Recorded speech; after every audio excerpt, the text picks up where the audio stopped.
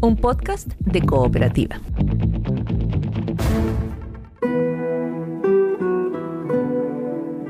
Este es un podcast sobre historias que suceden delante y detrás de la pantalla, sobre las personas que hacen películas, las personas que las ven y las personas que las sueñan.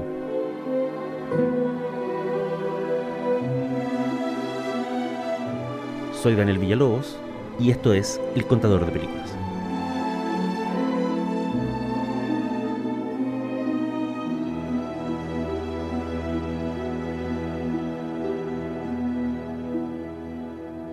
Soy Daniel Villalobos y la historia de hoy se llama Anthony Burgess y el camino a Nazaret. Ninguna Semana Santa que valga la pena, incluso en el confinamiento del COVID, puede estar completa sin la programación de cine bíblico. Un fenómeno comunitario que viene de larga data en Chile, la idea de sentarse frente al televisor y bancarse por enésima vez Barrabás, Cubadis o El Manto Sagrado es una tradición de la fecha. A estas alturas, una tradición casi tan noble como la de buscar huevos de chocolate. Sin embargo, el género de las ficciones bíblicas no es una democracia. Dentro de sus títulos hay una élite, y en la cima de esa pirámide está la producción bíblica más famosa, repetida y tradicional de la programación de Semana Santa: Jesús de Nazaret. Pietro, stanotte stessa, prima che il gallo canti 2 volte, tu avrai negato 3 volte perfino di conoscermi. No, maestro, mai. Esta miniserie, estrenada originalmente en marzo de 1977 en la televisión italiana, fue una coproducción entre artistas de Inglaterra e Italia. Contó con el apoyo del Vaticano, y su director fue alguien cuyo solo nombre por esos días evocaba cine de época, altos decorados y elencos multinacionales: Franco Sefirelli. Jesús de Nazaret fue coescrita por el novelista inglés Anthony Burgess. Era una elección extraña para el trabajo, dado que Burgess era un cínico famoso y desaforado respecto a la religión. Pero Sefirelli lo pidió y los productores aceptaron. Burgess tenía 2 cosas a su favor. Había estudiado lingüística, tenía abundantes conocimientos acerca del periodo y era famoso por La Naranja Mecánica, su novela llevada al cine por Stanley Kubrick. El trabajo de escribir la miniserie, sin embargo, le exigió a Burgess ir mucho más allá de sus habituales lecturas de historia y antropología. Lo obligó a reunirse con académicos y teólogos de más de 15 países. Las preguntas que Sefirelli y Burgess debían resolver acerca de la adaptación eran abundantes y nada fáciles. Por ejemplo, ¿iban a basarse en un evangelio en particular o en todos? ¿De qué manera representarían los milagros de Jesús? ¿Bajo qué luz examinarían la figura de Judas? Y sobre todo estaba la pregunta más delicada de todas: ¿de qué manera iban a tocar el tema de la relación del pueblo judío de la época con la muerte de Jesús?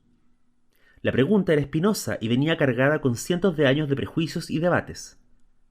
Sefirelli y Burgess entendieron que si se tomaban la pregunta en serio, Jesús de Nazaret sería algo más que una miniserie bíblica. Sería un evento, un hito en el medio televisivo, similar a la otra gran miniserie emitida ese lejano año de 1977. Era, al revés de Jesús de Nazaret, una memoria familiar y personal. Se basaba en un libro de Alex Haley y se llamaba Raíces. Raíces, la epopeya de una familia norteamericana, por Alex Haley. Con el antecedente de Raíces, que estaba siendo producida en paralelo, Sefirelli le dijo a Burgess: tenemos que estar a la altura de los tiempos. Tienes que buscar cada archivo y documento sobre el periodo y tenemos que escribir un Jesús de carne y hueso. Se apilaron cajas y cajas de archivos y cintas. Decenas de secuencias fueron escritas y luego desechadas. Sefirelli insistía en seguir de cerca el Evangelio de San Juan, que es de lejos el más romántico. Burgess prefería los otros 3 testimonios, más secos pero menos alucinados. Para que la miniserie fuera lo más precisa y balanceada posible respecto a la relación del pueblo judío con Jesús, Sefirelli cortó por lo sano. Incluyó en el equipo de asesores de la producción a 2 rabinos, uno de los cuales era Mark Tannenbaum, quien era entonces uno de los directivos del prestigioso Comité Judío Americano que operaba desde Nueva York. Por otro lado, los asesores vaticanos le insistían a Burgess en sugerencias como que en Getsemaní Jesús tartamudeara al decir padre, de forma que sonara como papá, y luciera así un lindo homenaje al pontífice. Burgess les explicaba con mucha paciencia que el guión era en inglés, por lo que el tartamudeo sonaría fa-fa, En un momento, acosado por los telefonazos y mensajes de los asesores vaticanos, ansiosos de aparecer acreditados en la producción, el escritor alegó que cambiaría 100 asesores teológicos por un solo experto en carpintería romana. Refugiado del acoso en una casa rodante en algún lugar de los Alpes, Borges se dedicó a producir cientos de páginas de libreto que enviaba a Sefirelli, quien los leía en algún lugar de Italia. Borges despreciaba los milagros y los encontraba proselitismo de baja estofa. Sefirelli los adoraba. Así que ambos debieron ceder terreno en esos meses de escritura. Por ejemplo, Borges sacó del guión el milagro de las bodas de Caná, y el director aceptó, a cambio de que el novelista escribiera una espectacular escena de resurrección de Lázaro. ¡Lázaro! ¡Levántate y anda!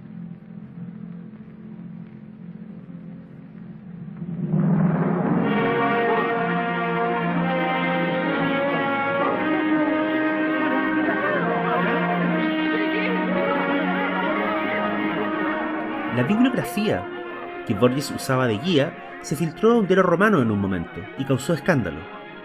Aparte de los evangelios, todas sus referencias eran de autores no cristianos o incluso anticristianos, como los archivos del Sanedrín.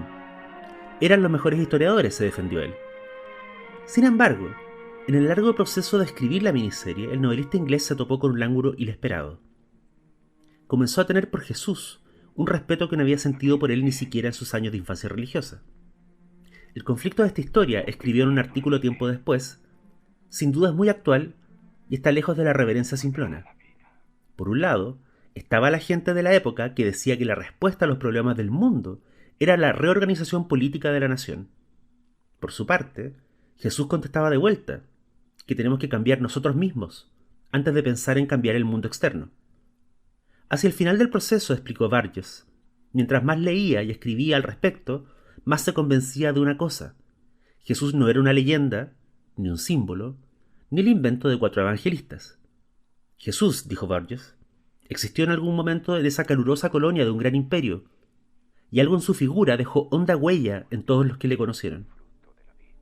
Años más tarde, Borges usó la documentación acumulada en la hechura del guión para escribir El reino de los réprobos, que sigue la historia del movimiento tras la muerte de Jesús. Y de ahí volvió a la televisión para escribir otra miniserie sobre el periodo llamada AD, que se inicia 2 días después de la crucifixión. En público, Borges siempre se refirió con mucho sarcasmo a su trabajo en la serie.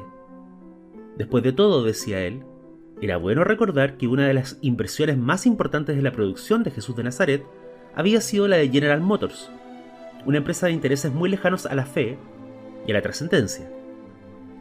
Sin embargo, tras su muerte en 1993, Anthony Borges fue enterrado bajo una lápida que dice Abba, Abba, en alusión a la súplica de Jesús en Getsemaní. Comillas. Abba, Padre, clamó, todo es posible para ti. Te pido que quites esta copa de sufrimiento de mí. Sin embargo, quiero que se haga tu voluntad, no la mía. Cierre comillas. Marcos 14, 36. Todos los hombres sabrán que sois mis discípulos. Esto fue El Contador de Películas. Soy Daniel Villalobos. Hasta la próxima.